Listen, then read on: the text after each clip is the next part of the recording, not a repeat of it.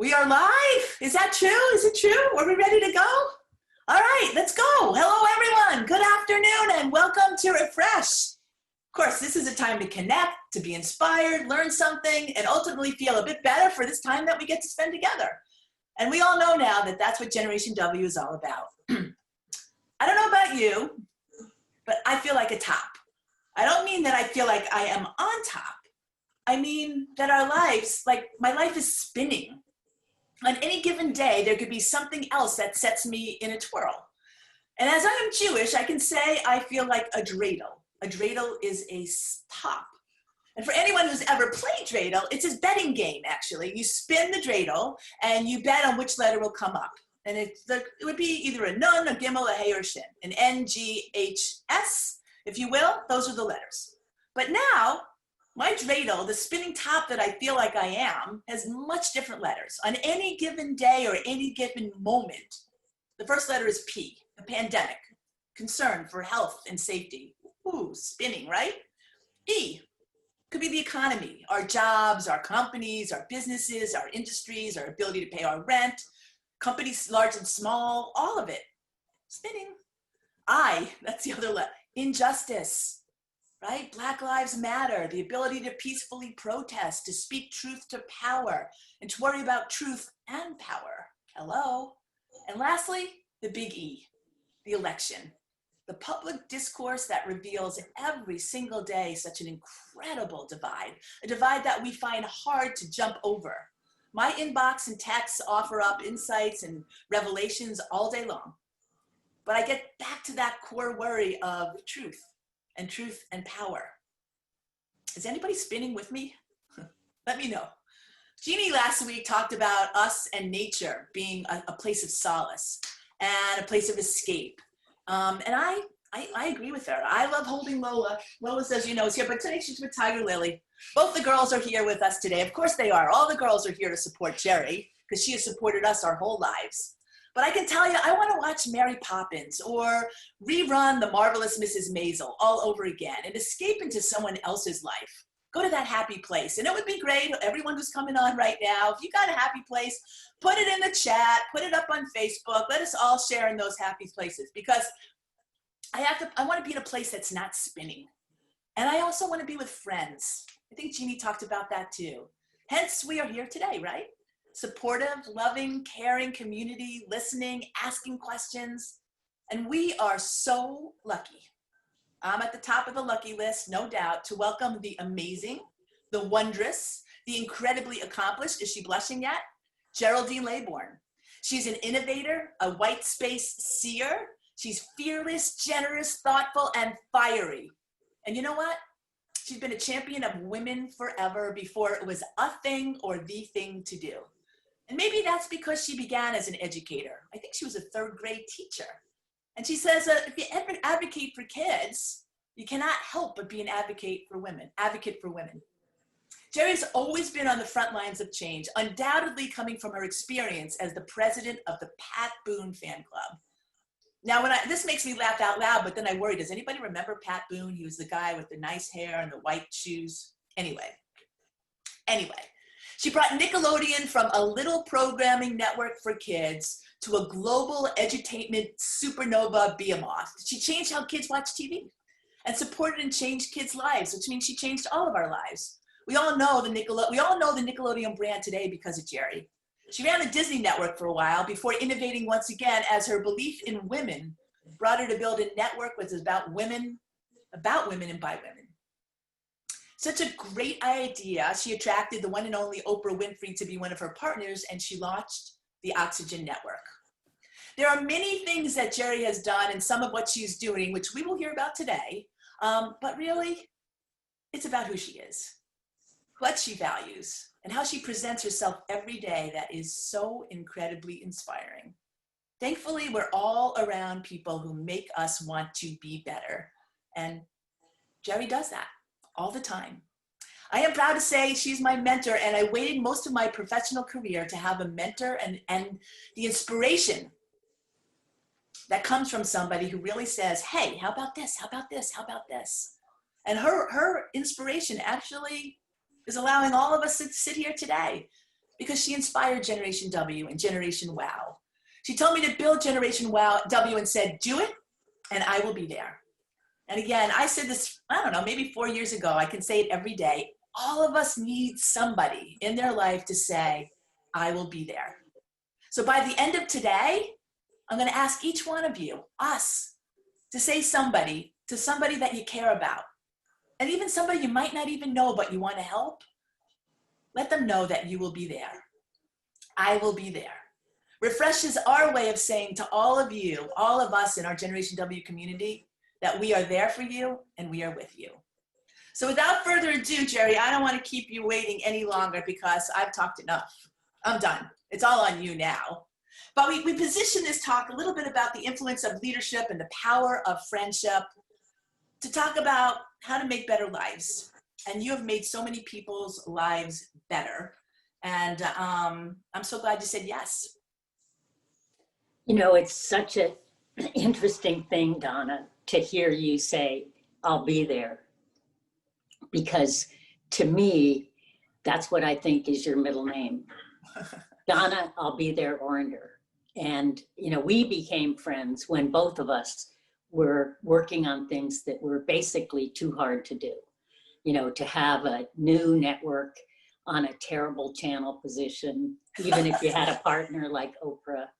And actually, Marcy Carsey was the primary reason that we did that. We did Oxygen. She was the first friend in, and just an amazing woman, the best friend you could have. But it was too hard, you know, it was to be an independent network. And there you were at the WNBA, trying to get the world to understand that actually women's basketball is way more interesting than men's basketball. Well, at least it's interesting, yes, for sure. Well, I know your boys play basketball, especially Jacob. Yeah. But, you know, this business of friendship is something that is a mentorship that goes both ways. So you say I'm your mentor, I say you're my mentor. And we're there for each other. And mentoring goes both ways. You know, that's why people mentor, because you get so much back. You learn as much as you teach, and you learn together. I mean, remember the hike we took at Bear Creek in Telluride? Yes, and I do. You had just started Orender Unlimited, and you were thinking about, you know, how could I really help women? And at the time, there were a lot of kind of voguey conferences for women that were, some of them you had to pay a fortune to go to, like the Fortune Powerful Women.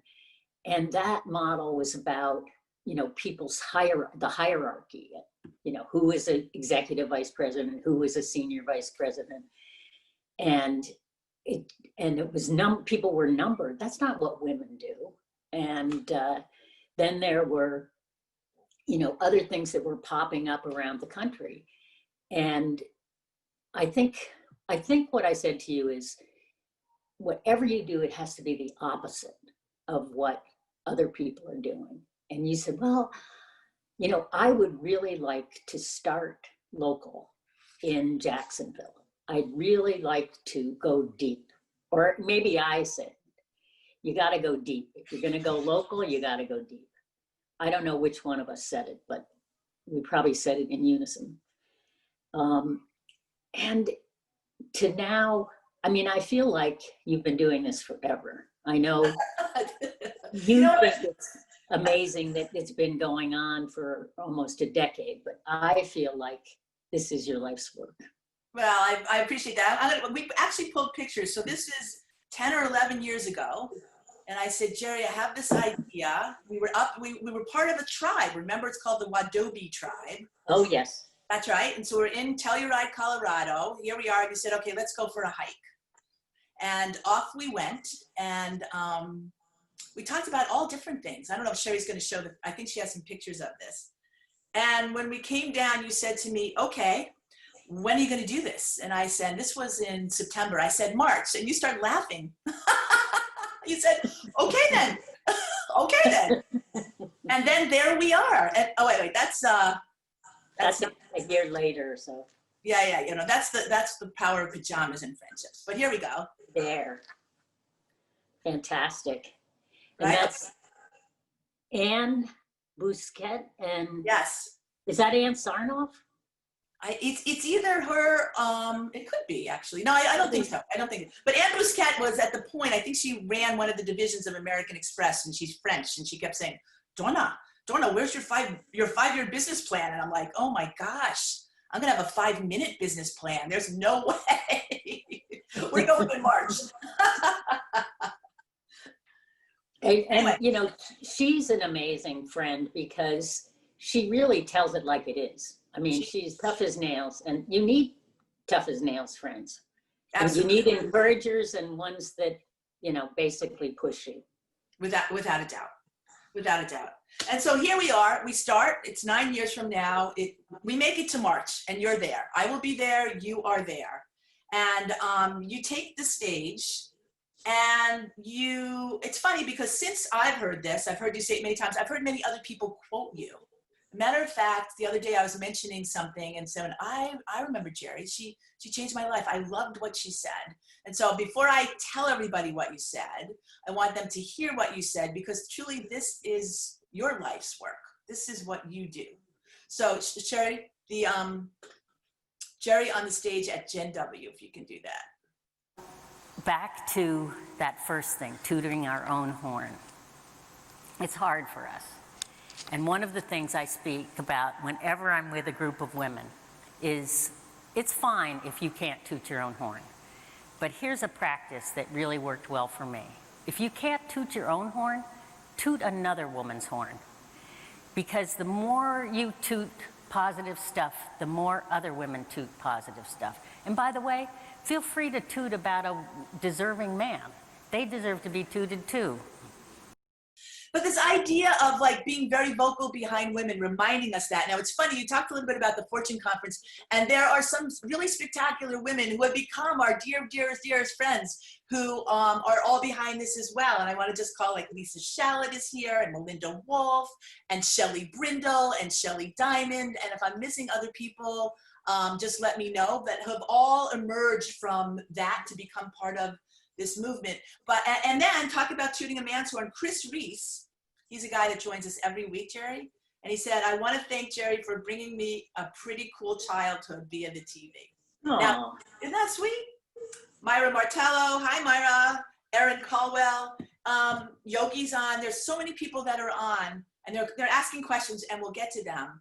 But Gerry, you are the first person that I know of who really got behind women when it wasn't the thing to do, when it wasn't popular or everyone was talking about it. And I'm just curious, I think all of us, where did that passion and courage, because when you were speaking up, right, you didn't have the cover of a lot of women speaking up. You were one of the few. Well, I come from a long line of really interesting women. My grandmother was a potato farmer in North Dakota, and my mother was a force. And so it never occurred to me that women were lesser, or, you know, that you shouldn't be proud of being a woman. But early in my career, a woman named Bernice Coe, who was a film distributor and had seen how bad the broadcast industry for what had been for women, decided, she was about 20 years older than me, so she was, you know, probably in her 50s. She decided that the cable industry was going to be good for women. So she opened the door for me at Nickelodeon. She called me up and said, I want you to meet this young woman, Ann Sweeney. I met Ann, I hired Ann. Lisa Judson, I met Lisa, I hired her. And Bernice just she kept teaching us. She came to our speeches, she gave us notes. She took me to my first foreign film festival. She named several people's kids. She vetoed several people's husbands. You know, she just, well, she avoided some bad matches for people. She didn't veto any current husbands, just prospective husbands, but she came from a place of true generosity. And when you're given a gift like that and you see the power of it and how it gives you confidence, I just, you know, I just passed it on. I did whatever I could. But I remember the first time I was president of Nickelodeon, and I was asked by women in cable to tell why I had succeeded. And I think sometimes my bravery comes out of naivete. I stood up in front of this audience of mostly men and a lot of women and said the reason I had succeeded was because I was a woman. Now this is in the 1980s. And in the 1980s, if you were a woman in business, you were supposed to wear navy blue because that was a sincere color and a bow tie. And you were supposed to talk like a man and not try never to let any difference come in the way. So you could hear the audience gasp. Oh my God, she's not gonna say what's different about us. Please don't say what's different about us. But, you know, fortunately, I was funny. And I said that, you know, I had learned customer service from my son when he was 2. And I'd also learned how to, there's nothing harder than pleasing a 2-year-old.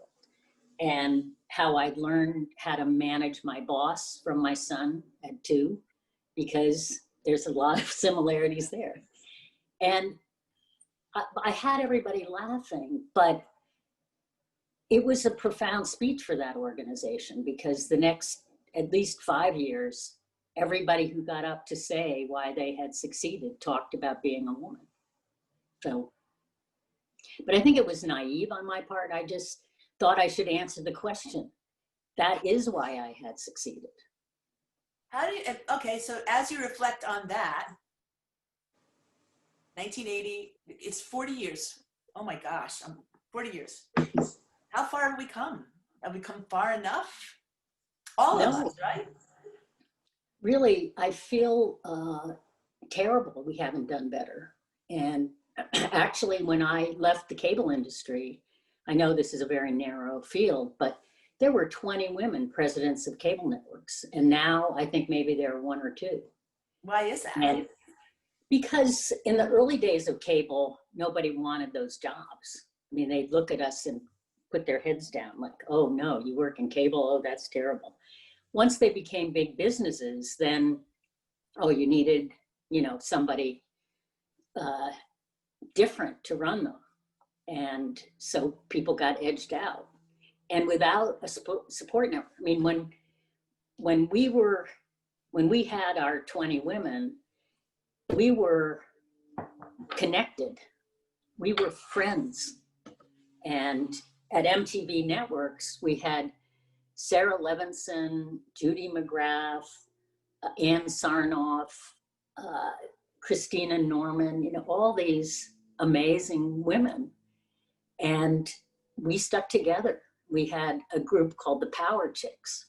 And all we would do, we had no agenda except celebrating each other's success. So if they didn't have, you didn't have even email in those days. You know, it was like you had to phone around. Hey, Karen Fleischel got a promotion. Let's meet at Brian's bar. And we would all end up there. And it became known in the company that these Power Chicks were meeting, and they would ask us, what are you doing? And I'd say, we're drinking. That's all we do. We just drink. But, you know, Donna, that's a really, I was thinking about that after we talked the other day. It was hard when I had kids and I was running a business, and it was hard to make time for friends. But the times I did that paid off in dividends of immeasurable proportion. I remember going to a women in cable event where we had no agenda. We went to a spa and we just sat around steam rooms and hot tubs and got to know each other. So whenever I had a problem with a cable company, I'd call Maggie Wilderotter or, another person that was a friend from this losing time. And I feel like Gen W is a lot of that. I've met a ton of people there that I would not have met. And, the way you structure it so that there are events where people can work in workshops, it just helps to get to know each other. Right, totally agree. And we have a lot of great people who are on today who I just want to make sure we get to say hello to. By the way, Shelley Brindle's on, who happens to be the mayor of a city in New Jersey. And of course, now I'm going to blank when I talk about it all the time. But she spent 25 years leading business development at HBO. So she is it Westfield? Is she the mayor? Westfield. Yeah, she's the mayor of Westfield. That's Shelley. Hey, Shelley. Yeah, she's going to come join us one day as well, for sure. But there's a whole group of us who love to be together, and we like to grow it and connect. But you said something really interesting. I'm going to share this story. We didn't talk about this, but I remember it. I'm running the WNBA, and everyone's telling me at that point I can have access to anyone in the world. Like, Donna, you're the president of WNBA. You should be able to do this. I'm like, okay. You know how you don't think of yourself like that at all. And someone says, oh, you should meet Gerry Laybourne. I'm like, okay. Now, it never dawned on me that your schedule was as crazy as it was, right? I mean, like, to get on Gerry Laybourne's schedule, not that you were of high and mightiness, you just didn't have time, right? But it was our friend John Mandel who goes, you two must meet, you two must meet.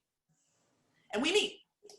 And it was, love at first sight. It was amazing, our first meeting.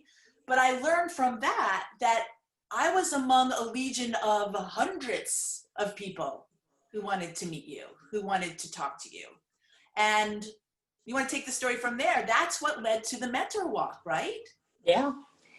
Well, I had this magnificent assistant, Ed Flathers, who was concerned about my time and managing my time. And he knew how much I wanted to be there for women. And so, especially young women who were just starting out, if they called the office to get an appointment with me, Ed would say, Gerry walks in Central Park at 7 a.m. on Fridays and Mondays. If you want to meet with her, I think that's the best way. And honestly, those meetings were fantastic because you get outside. I think he thought I was like a racehorse. She needs to be walked. And you were very athletic, although now you're you're a weightlifter, but then. Yeah, and so it worked for everybody. And also when you're out walking in the fresh air, you have better ideas and you don't get stuck in negative thoughts. And, for me, mentoring is always about listening hard and trying to pull out of what you hear what's true. And that's really, my form of mentoring. I'm not very good at giving people specific instructions on what they should do or solving particular problems. I'm much better at trying to get the whole gist of a person. And I usually start with, what were you like as a child? And is that the third grade teacher speaking? I think so. And I think I got licensed to ask that question because I was the head of Nickelodeon. Uh-huh. And what did you learn? What revealed, because maybe we need to add that to our interview repertoire, right? Sorry, I just got a spam risk call if you missed me for a second. We did. What's good about it is that people haven't rehearsed that answer. And so you get a sense of how well they played with others, how well they got along with their siblings, whether there's no one right answer, but if you're hiring for somebody in data research, you'll be very happy if their hobby was writing away to foreign embassies and filing, and filing them in alphabetical order like I did. That's a good sign of a thorough thinker, you know? Anyway, there's no one right answer. Wait. You used to write away to fire. Wait a second. Wait. The foreign embassies? Yes, as like a 8-year-old or 9-year-old, I would write to the Norwegian embassy and get their pamphlets. And then what was thrilling to me was putting them in files in alphabetic order. I was a very nerdy kid. But you were Norwegian heritage as well. So people, right? We went from Norway to North Dakota, that pipeline. Yes. Well, I also wrote to France and Israel, and, you know, I had everyone. But I didn't become really fun until I married my husband, who's a ton of fun. He is a ton of fun and very artistic, right? All of those things. Yeah. You know, we did talk about what do you say to your kids differently, and talking about the aspect of play. Like everybody's very concerned and engaged in school.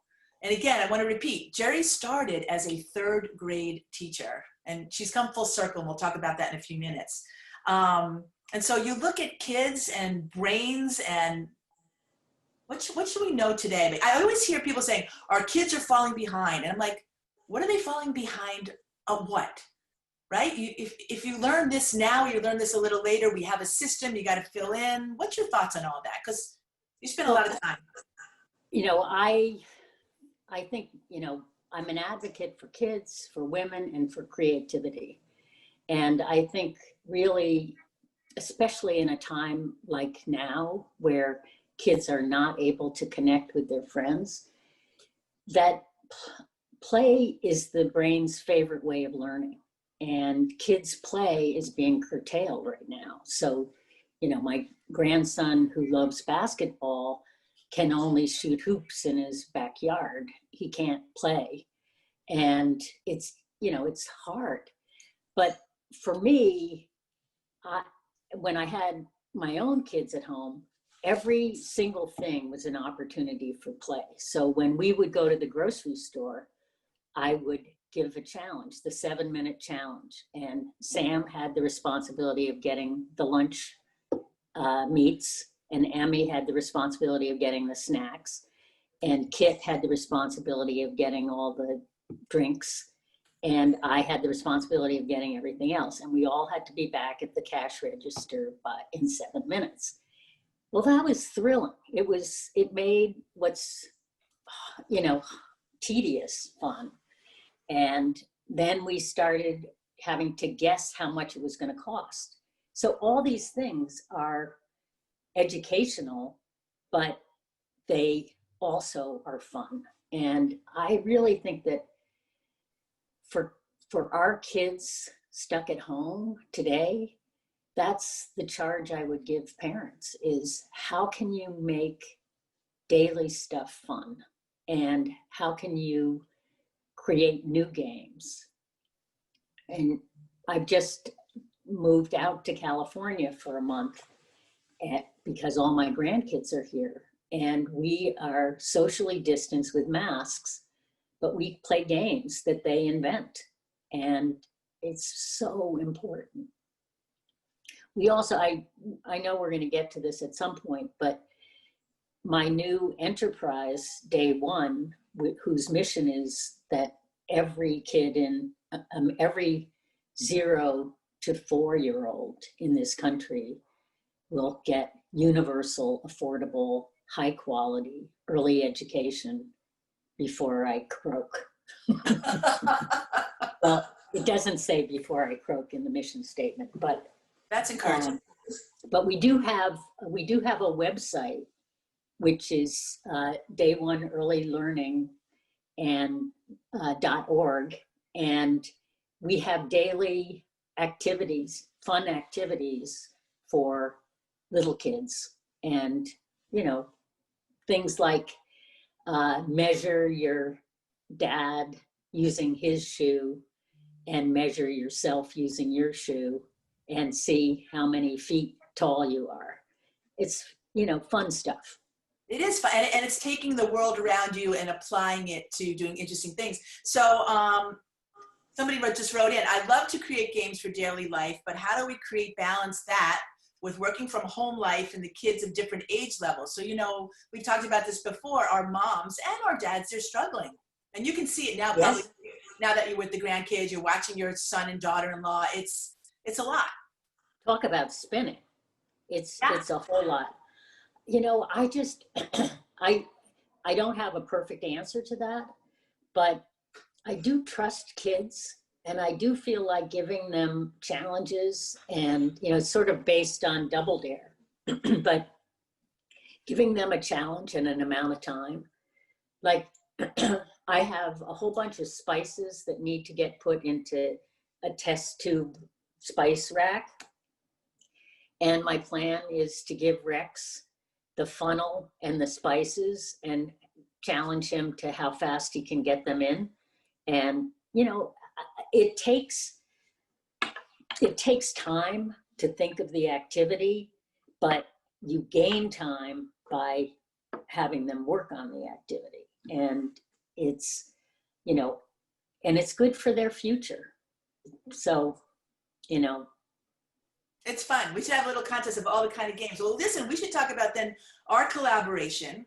You said you don't like to tell people what to do, but everyone saw in the beginning, this came out of a pajama meeting, and we are big advocates of pajama meetings. They're the best. You know what? It's funny, now that we're all working from home, maybe we should have a refreshed pajama meeting, and we'll give everyone a Zoom link. We could have a pajama contest, you know what I mean? But there's just something we said, okay, we're gonna meet in our pajamas most of the day. There was the picture before, and we were talking about a book, and this book came actually out of some work you did on the Gen W stage. It was when we had women 60 and above and teenage girls. And actually, Sherry found some of the footage, which is amazing. I will never forget. I went in the green room, and there was like a laser field around all of you. The girls could not take their eyes off of you. The women could not take their eyes off the girls. And there was such excitement. And I think the panel at that point was called something like Women Need Wisdom and Wisdom Needs Girls, or something like that. There you are. And God bless her. There's Fran Kinney, who was 98, the woman in the pink. She's the former provost and president of JU, an extraordinary woman of positivity. Jerry's next to her. There's Madeline next to her. Here's Grace Friedman, and there's Amanda. And this is the force field. Because see, everyone's all around, but everybody's fixated on each other. And then you guys took the stage, and magic happened. This is so cool. There's Jerry. And Jerry, I remember you said, I want to moderate this. Oh, and by the way, the woman to the right is one of the biggest lobbyists in Washington. And she said, I'm going to come. She was there when it all started. And then what we saw was women and wisdom. You came up with the concept of wowsdom. And I said, Jerry, I think we should write a book. And you said, all right, whatever you do, make it different. Make it different. Make it fun. And I remember taking that and then starting on the journey of wowsdom. And I think we have some pictures of this too. But we also didn't finish before, because your integrations, right? Just like everybody, Jerry just sat in front of all of us and said, let's be creative and create games. That's how it all starts.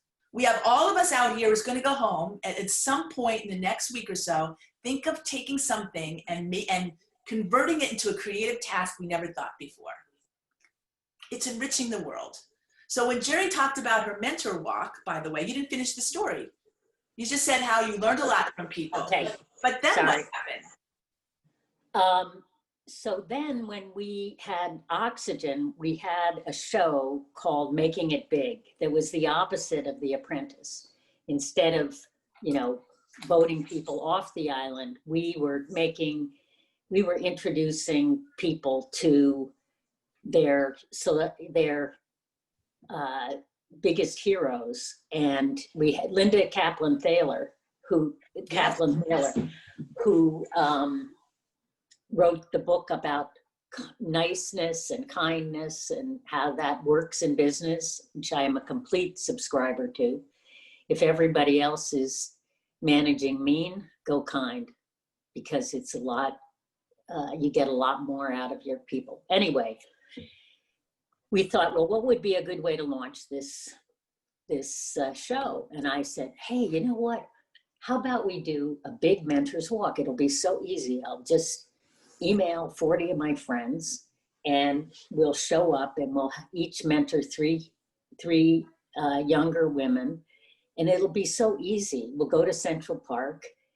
And the mission of it was to get publicity, because I get sick and tired of people saying that women don't help each other. That I still hear that. And so we wanted to dispel that myth.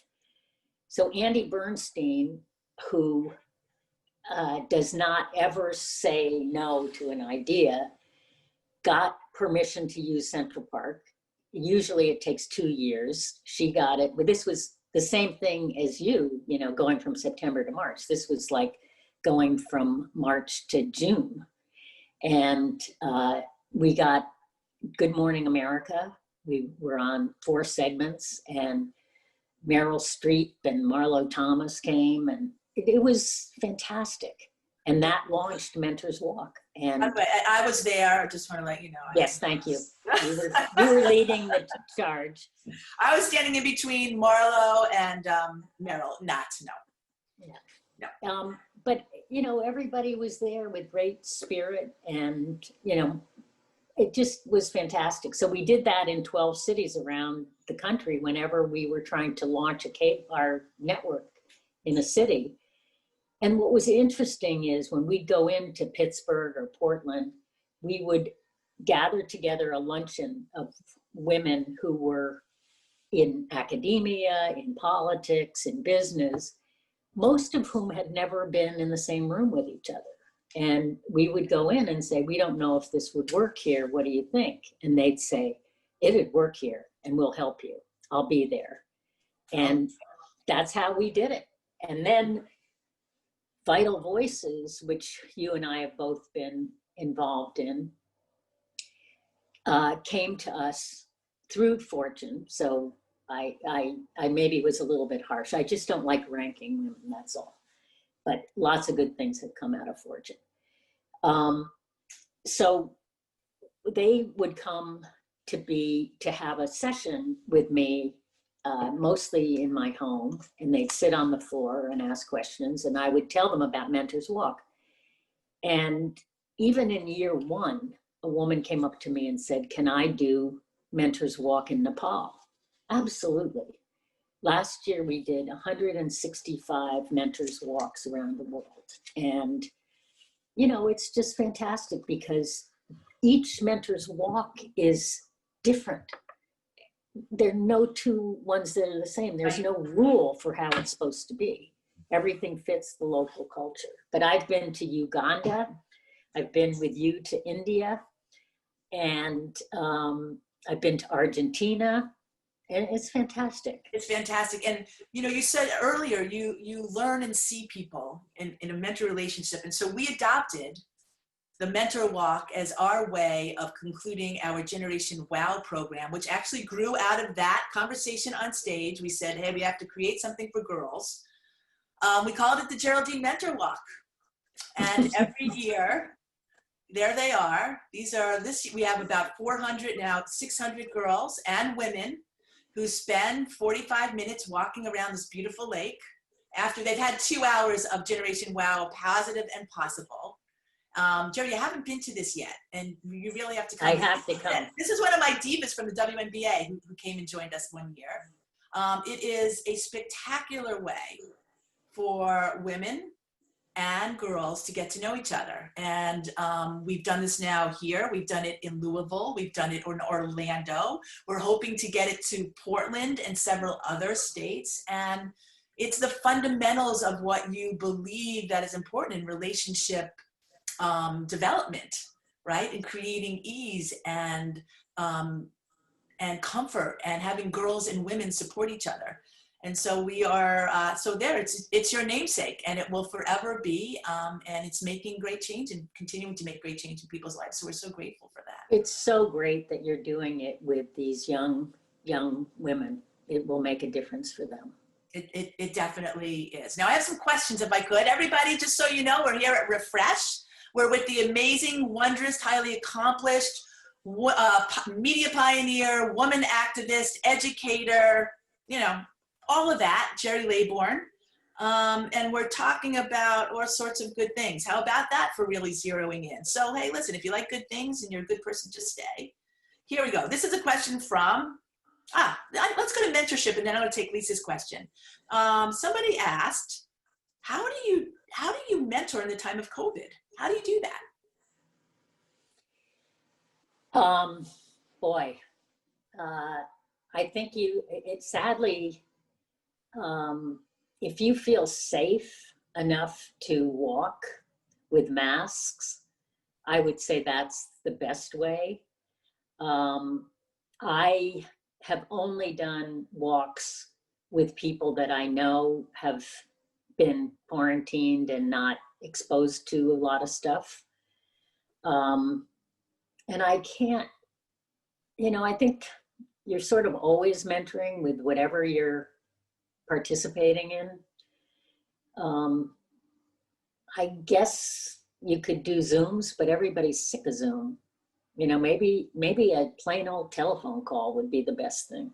Telephone, I like when I have telephone calls. I think they work. Although I think Zoom, I think we sit a lot with Zoom, but I've had some good experiences. Like today, I'm loving this Zoom with you. Just want to let you know, we have a principal, from a high school, or I'm not, were you in elementary or middle school, Joy? And she said, please tell Gerry to look up Odyssey of the Mind, which is a creative problem-solving program I've worked with for 40 years and which she thinks your grandkids might love. Hey, for everybody. Odyssey of the Mind from Joy Kurtz. All right, from Lisa, this is a good question as well. What have you found are the most valuable ways women can be helpful to each other? For example, it's so interesting that women don't often share, quote unquote, flow about investment in startups, where the guys seem to do that really well. Well, I think the way that women can be most helpful to each other is to observe your friends closely and see what you can do when they're having difficulty. And, for me, one of the most valuable things was when I was in a job that was a very corporate job, and my friend Maggie Wilderotter saw me and saw how it didn't suit me. And she said, get over here, we're gonna have lunch, and we had lunch, and she said, you are gonna resign and you're gonna become an entrepreneur, and I'm gonna coach you. That was very important. That was the beginning of Oxygen. But in terms of, I think there is good news with women and getting access to venture money, angel money. There are many new operations that are being accessible to women. And, maybe Donna, I could provide a list at some point, but we know it's absolutely the worst statistic ever. I think it's something like 2% of all the invested capital is going to women. I feel like as these women operations succeed, it's going to get better and better for us. But we have to support, I've invested in a few of these funds just to make sure that, I'm putting my money where my mouth is. The Helm, yes. I have to give you the proper names for all of them. Anne Bousquet was part of the Golden Seeds. Golden Seeds. That was one of the first. Yep. But we should really put together a list of women-led. Jessie Draper has a fund from the Draper Fisher family. Right. And of course, about Gingerbread Capital, which is our dearest friend, Ita Ekbadam and Linnea Roberts. And they are out there doing incredible work, investing in women's companies.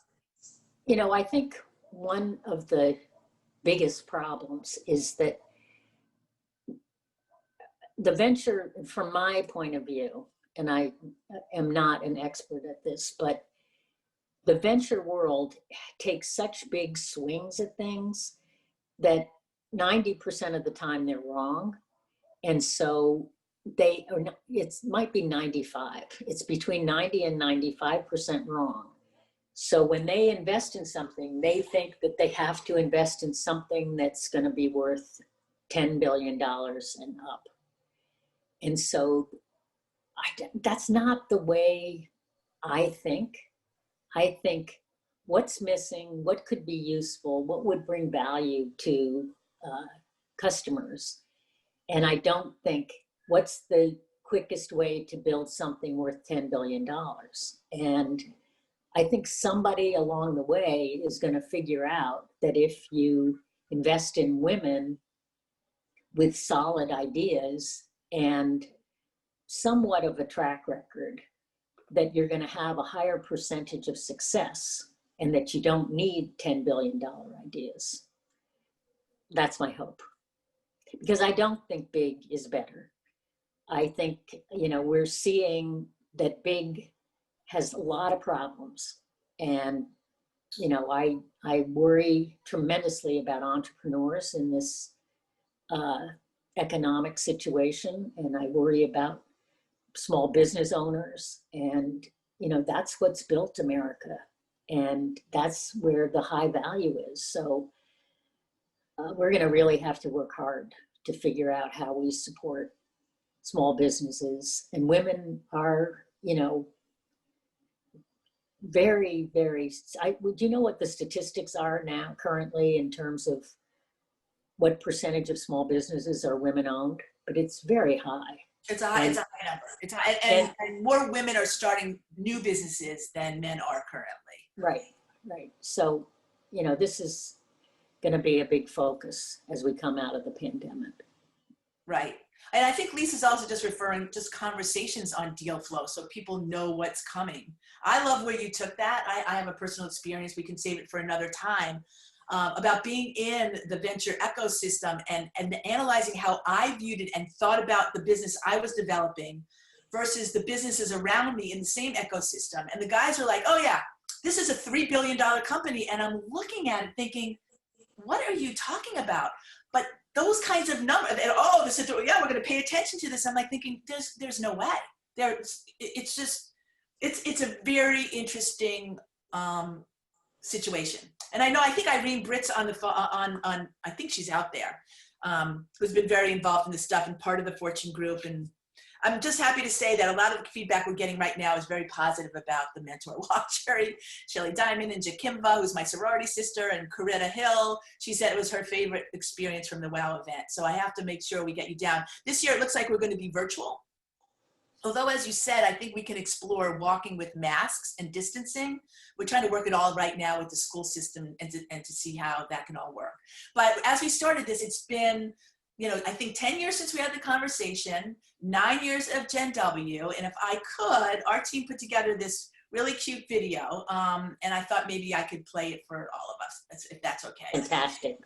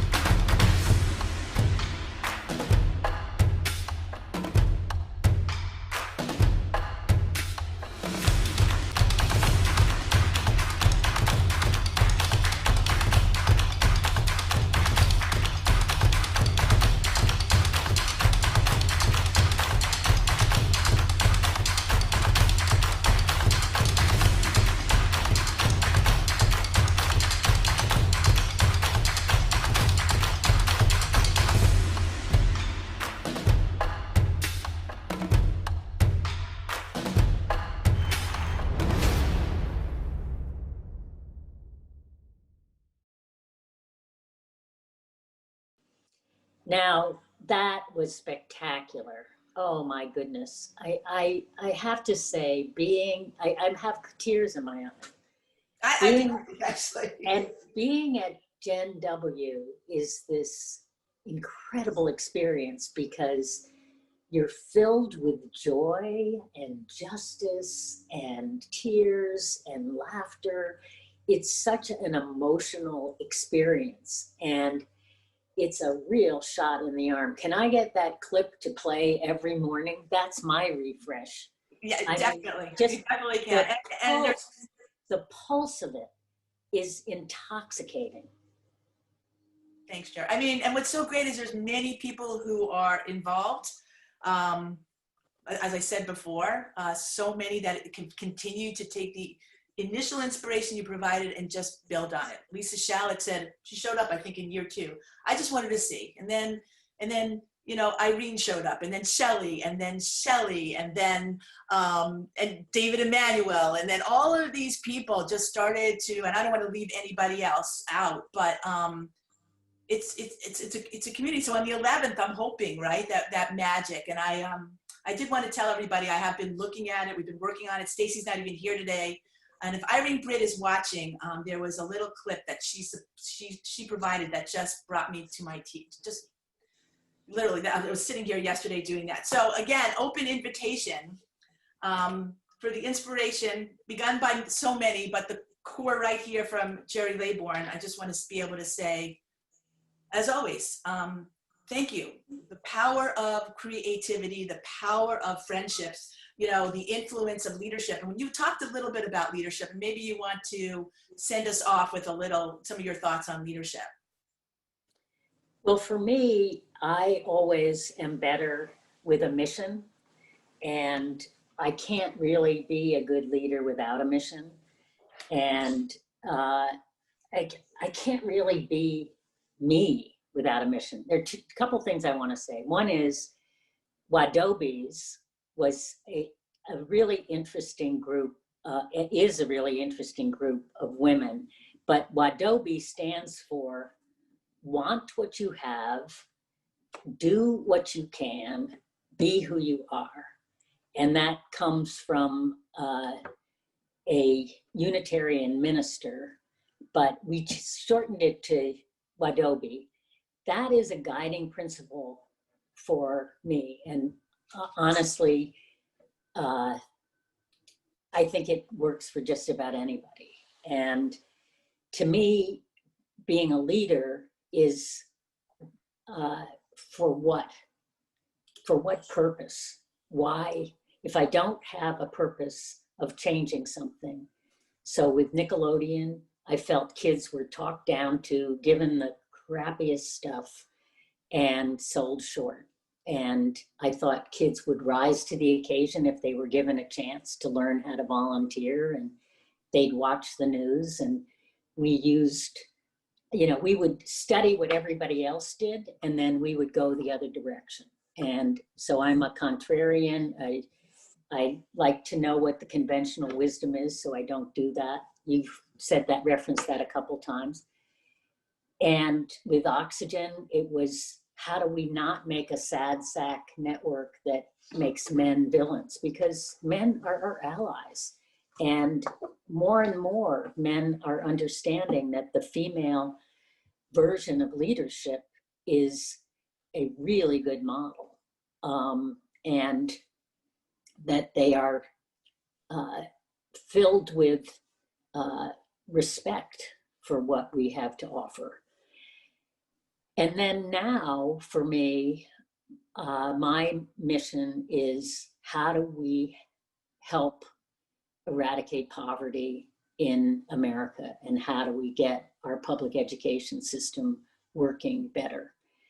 And to me, the answer is through early education, early learning intervention. And it's a curriculum that is based on learning through play and teaching, having a community that involves parents and teachers, and paying early childhood educators a fair wage and respecting them, and creating an ecology where getting started in Poughkeepsie, New York, where the right size to have a model, and it's based on the Vassar College and Julie Reese's curriculum that she's had for 25 years at the lab schools at Vassar.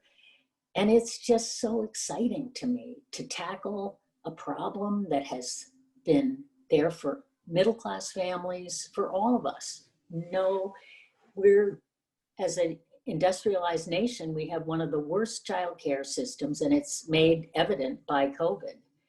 So, you know, I'm working on a bipartisan basis with a Republican mayor, a Republican county executive, a Democratic county legislators, and Democratic common council. And, you know, it's a mission. So it's worth doing. And again, I have a new group of friends. I think Sarah Johnstone Levine is on the call. And I met her for lunch one day, just the way you and I met. And it was like, okay, she's it. And she is helping me raise the money to make this a reality. And, you know, so and the other thing I would say is I have a ton of friends that are men, and they've also helped me.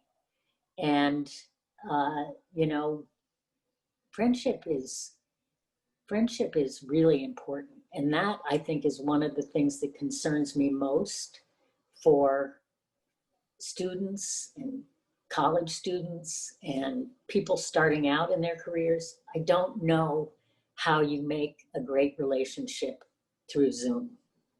I just don't. And maybe other people on the call do. And maybe I'm just old, and it's, you know, social media is a great way to make friends, but I sure do like being in person, and I can't wait to see you in person. We can't wait for that. Let me say thank you, thank you. There's a woman who asked a question, and Gerry, I'm answering for you. If Kara Ann Casey sends us her email, we will forward you the question she has for you, and if you wouldn't mind. Excellent, fantastic. You can respond to us, or we'll send it to her if that's okay with you. Sherry, at the very end, we're going to play the video one more time. And Rachel, who heads up our Jacksonville Public Education Fund, I've told you about Rachel. She is a spectacular leader in this space, and she said spot on comments regarding our needs in early education. So there you go. And I want to thank everybody, all of you. I don't know if Kelly Watson showed up or not, and I don't want to miss thanking her or all of you. We're blessed. We're blessed to have this time. We're blessed to have friends like Gerry. We're blessed to have friends like each other. I just want to say thank you. Remember, you saw a little bit, September 11th, please. Joy, you asked us to put that video on our website. It is on our website. We have flyers. However we can get the word out. As I said to my team, we've put in all this work to create goodness, goodwill. As much as Gerry says Zoom is difficult, screens are difficult, they are powerful. And we have really focused on harnessing the power of this delivery mechanism so we can create connectivity, inspire our hearts, build our dreams, answer questions, inspire all those kind of things. So Generation W Vision 2020, September 11th. We're a week and a half away, and we'd love everybody, literally everybody, to come. Next week, because it's our week of Gen W, we actually thought we'd make Refresh about all of us. We thought we'd have a community gathering. We're going to put out the Zoom link and get as many people to come on Zoom. So we'll have a conversation, and we have some surprise little video snippets that we'll share with everybody. It should be like what Gerry said. We're just going to have some time to play and converse and get to know each other a little better and have some fun. Thank you for letting me say. Yes, Gerry. Can I say one more thing? Of course. I have full confidence that whatever medium you tackle, it will be different, inspiring, and fun. And that is a treasure. And so I can't wait. I'm going to be there September 11th, and I'm going to send it to my Twitter following. Perfect. We love it. Everybody, all social media, all emails. If anyone needs anything, we'll send you something to send out. And I don't think you ever showed the book. Wow. I didn't. We didn't, and that we'll save that for another time. Okay. That's the problem. It's so much goodness. I want to thank everyone. Of course, our team at Gen W, Sherry, our producer. Thanks, Sherry. Had to work really hard on putting all these clips together. Stacy, Jamie, Kasha, Christina, Tara, Mariah, and Ruth. And of course, to all of you, right? Generation W is our foundational event. Just so you know, it supports our community-driven work all year. We are a 501c3, so helping us all be the best we can be means that your support is vital in that, and that makes us an even stronger community. I want to say thank you again. And Sherry, if you want to roll us out before I want to run that video one more time, a couple of people said it. I'm like, okay. I'm sorry to get to the workshops, Deb Levy. I'm sorry, but we'll do that next week. Okay, here we go.